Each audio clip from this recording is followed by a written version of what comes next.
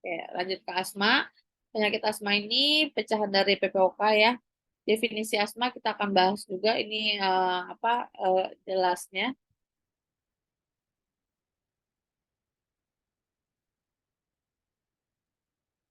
Nah, ini farmakologi anti asma. Penyakit asma kita bahas definisi asma, patofisiologi, gejala-gejalanya, pencetusnya, diagnosa, klasifikasi, dan terapi farmakologi. Penyakit asma dia memiliki kelainan inflamasi kronik dari saluran napas, di mana banyak sel-sel dan elemen seluler yang berperan. Inflamasi kronik menyebabkan peningkatan hiperresponsif saluran napas yang menimbulkan episode atau dari wheezing, sesak napas, rasa tertekan di dada, dan batuk, terutama pada malam hari atau subuh. Episode ini biasanya berhubungan dengan satu obstruksi yang luas, terapi bervariasi yang sering, reversible baik secara spontan maupun dengan pengobatan.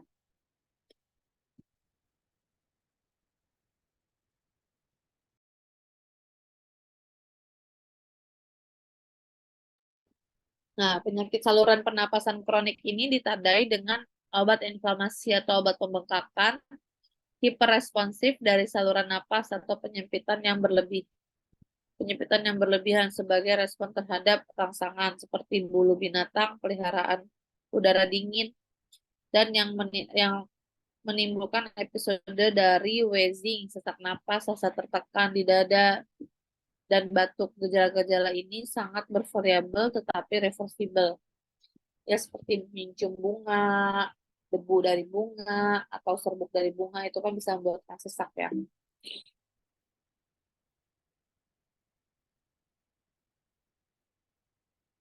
Definisi asma itu dari komponen utama dari asma, inflamasi saluran napas dan disfungsi otot polos saluran napas. Penyakit asma, kita bahas tentang patofisiologi asmanya. Dia muncul dari alergen. Alergen itu masuk dalam makrofag. Dari makrofag itu masuk lagi limfosit T atau helper, sel limfosit dan sel plasma.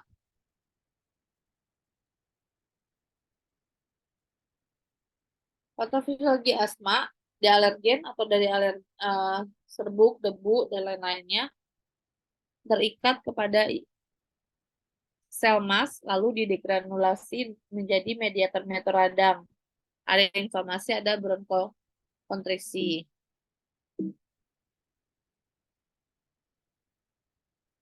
Nah, ini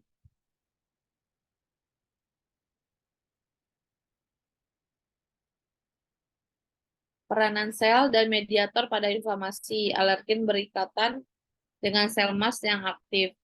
Lalu mediator atau ada histamin, leukotrin atau prostaglandin. Inflamasi atau bronkokonstriksi menarik seinflamasi lain, eosinofil, limfofit, dan neutrofil. Reaksi inflamasi yang panjang kalau ada limfositnya. Kalau eosinofil itu melepas melepas protein, efek toksik pada epitel saluran napas dan kerusakan sel epitel. Terjadi permeabilitas saluran napas.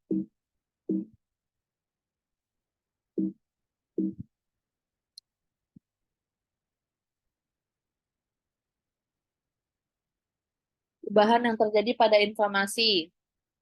Dia ada vasodilatasi atau kebocoran pembuluh darah, hipersekresi atau terjadinya lendir, kerusakan sel epitel, penebalan otot polos. Perubahan yang terjadi. Penyakit asma, kita bahas gejala-gejalanya. Gejala-gejalanya itu umumnya napas berbunyi, wheezing, atau mengi, ya. Sesak napas yang episodik atau sering, ya. Batuk, rasa tertekan di dada. Gejala di atas bervariabel tergantung dari berat ringannya pada waktu serangan. Penyakit asma, kita bahas faktor-faktor pencetusnya. Dia ada alergen, yang tadi saya bilang pertama. Kutu debu rumah, tepung sari, bulu binatang, peliharaan, obat, berhubungan dengan pekerjaan. iritasi kimia, infeksi saluran napas kerja, virus, latihan, udara kip, eh, udara dingin, polusi, dan rokok, faktor emosi dan kejiwaan. Bentar ya. Diagnosis asmanya. Kita bahas diagnosis. Riwayat perjalanan penyakit, RPP, pemeriksaan fisik, tes fungsi paru, atau pemeriksaan lain. Tes fungsi paru tadi sama spironometri atau spirinometer. Peak flow meter, challenge test, uji provokasi bronkus atau uji bronkodilator. Pemeriksaan lain biasanya pemeriksaan darah, sputum atau dahak, skin prick test, foto ronsen dada. Tes fungsi paru, pengukuran volume pernapasan atau kecepatan arus pernapasan, uji faal pernapasan dan volume paru statik. Dia membantu diagnosis dan penyakit parunya.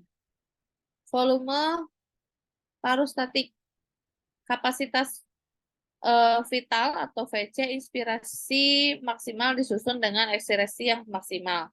Volume residu atau RF, sigma udara yang tertinggal sesudah VC merupakan volume yang mengisi ruangan mati dead space paru.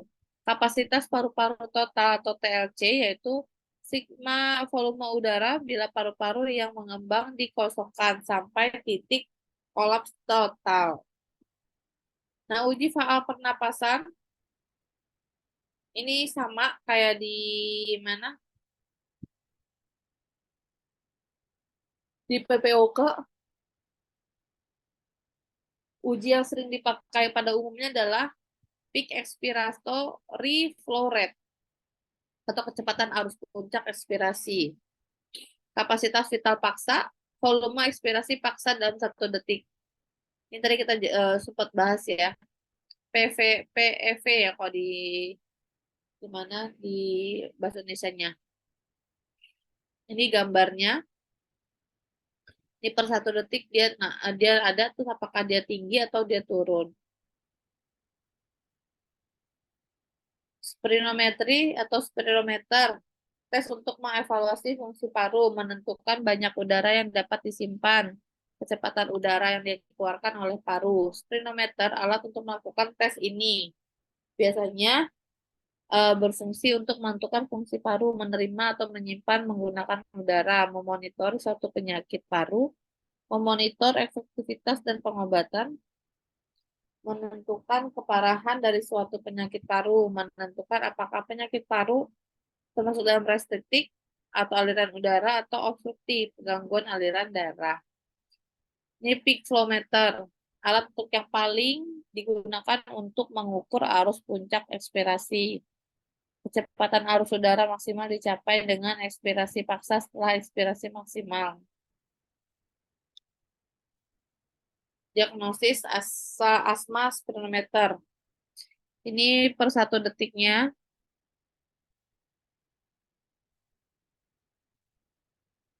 Diagnosis asma atau peak flow meter.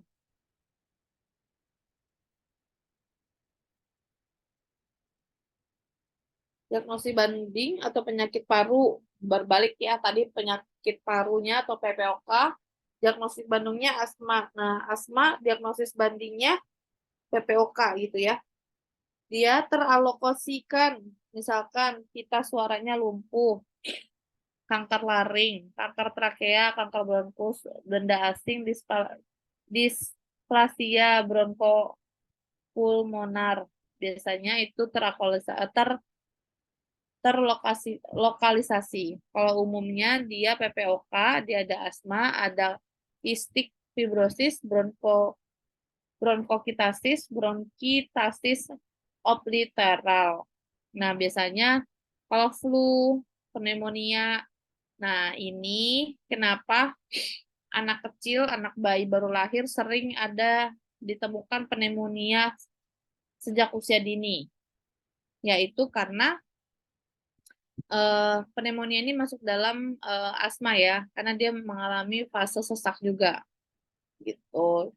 Makanya anak kecil kalau banyak yang sesak napas, banyak yang pneumonia di usia dini itu karena orang tuanya mungkin tidak merokok, tapi baju kotornya sering langsung menggendong anak, sehingga bakteri yang ada di baju ayah atau ibunya menempellah di hidung si anak ini gitu ya.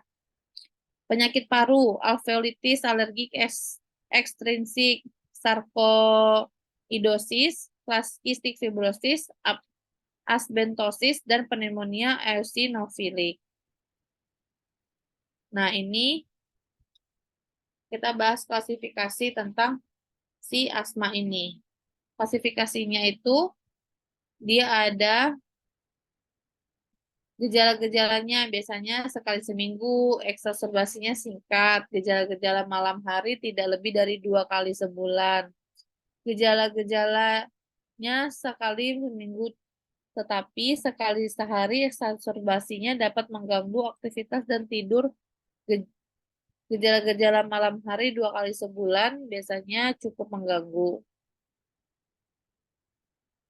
Kalau step ketiga, moderate persisten, gejala-gejalanya setiap hari, eksaserbasinya dapat mengganggu aktivitas dan tidur. Gejala-gejala malam harinya lebih dari 1 kali per minggu.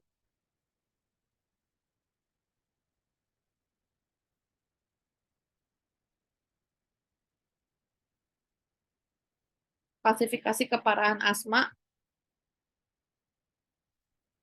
dari gambar klinis sebelum pengobatan.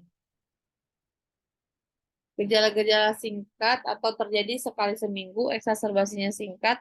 Gejala-gejala malam hari tidak lebih dari 2 kali sebulan. Terjadi dari detik pertama sampai detik berapa tuh AV. Yang terprediksi variabilitasnya AP or VP 20%.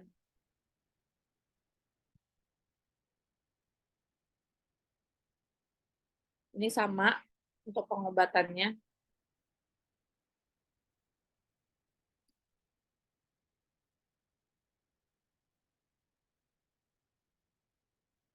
Keparahan dari eksaserbasi asma. Sesak napas, berjalan, berbicara, beristirahat. Kalau sesak napas itu biasanya kalau yang baru-baru bisa dapat berbaring. Kalau yang tengah-tengah bisa duduk lebih nyaman. Kalau several berat biasanya membungkukkan ke depan. Oh, dia duduk tapi membungkukkan ke depan gitu ya. Berbicara dalam kalimat lengkap, kalimat tidak lengkap, dan kata-kata aja. Kewaspadaan, mikir, gelisah. Biasanya gelisah, usli, agitate, atau sama-sama gelisah gitu ya.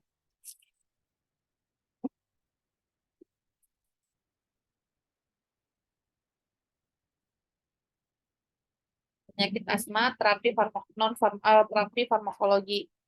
Ini sama kayak si PPOK, farmakologinya nggak jauh beda. Bronkodilator bisa pelega, reliever, dari agonis, antikolinergik, dan metilsamin.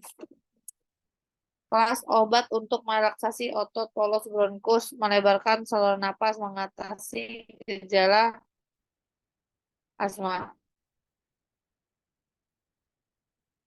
Antiinflamasi, pencegahan, dia menggunakan prevalensi controller atau nilai kontrol pada prevalensinya. Terdiri tiga kelas utama yaitu kortikosteroid, promolin, antagonis reseptor, dan leukotriene. Kelas obat untuk menekan inflamasi dan mencegah gejala asma diberi secara reguler.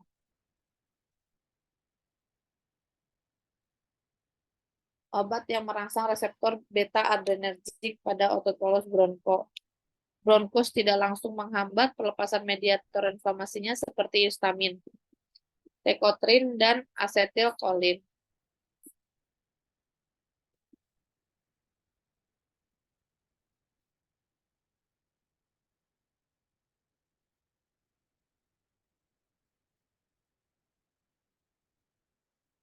Ini antikolinergik, dia sifatnya memblokir efek asetilkolin.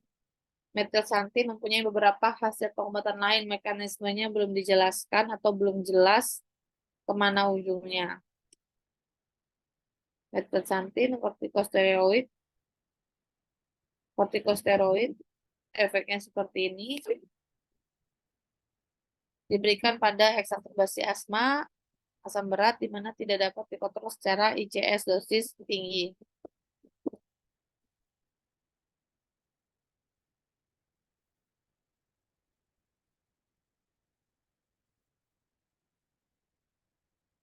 Kortikosteroid instalasi, misalnya fluticasone propionat, bronchometason dipropionat, budesonide, mometasone furat. Efek sampelnya suaranya serak, kandidasis atau batuk. Jamur ya.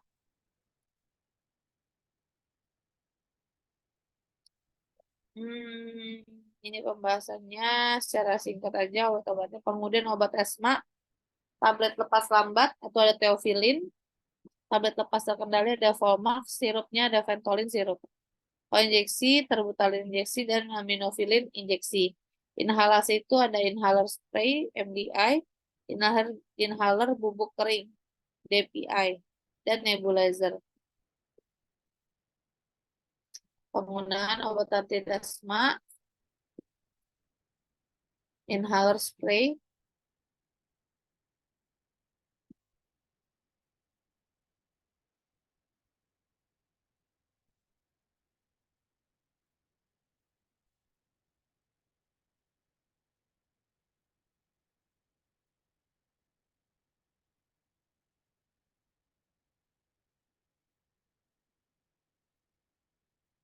Nah, spacer atau keuntungan menggunakan spacer.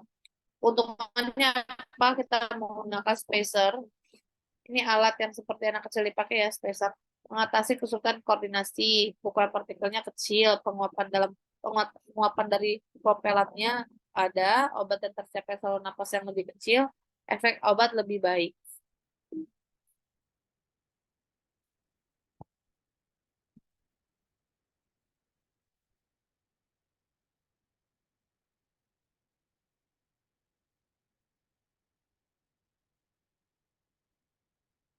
Ini ada nebulizer, jet nebulizer, ada cairan obat diubah menjadi partikel kecil melalui udara yang dikompres. Nah, cairan obat diubah menjadi aerosol melalui getaran dengan frekuensi gelombang tinggi. Nebulizer itu bentuknya ini ya, apa? Granul. Dia partikel, dia bukan serbuk, dia bukan kapsul, dia bukan zat padat ya, bukan apa? Bukan sediaan padat, tapi sediaannya dia granul. Ukuran partikelnya dikecilkan saja ke masuk dalam nebulizer ini.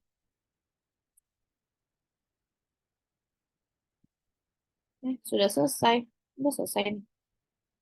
Sudah selesai materi farmakologinya. Ada yang mau ditanya sebelum kita masuk dalam kimia organik? Kimia organik itu PJ-nya kan Tasya.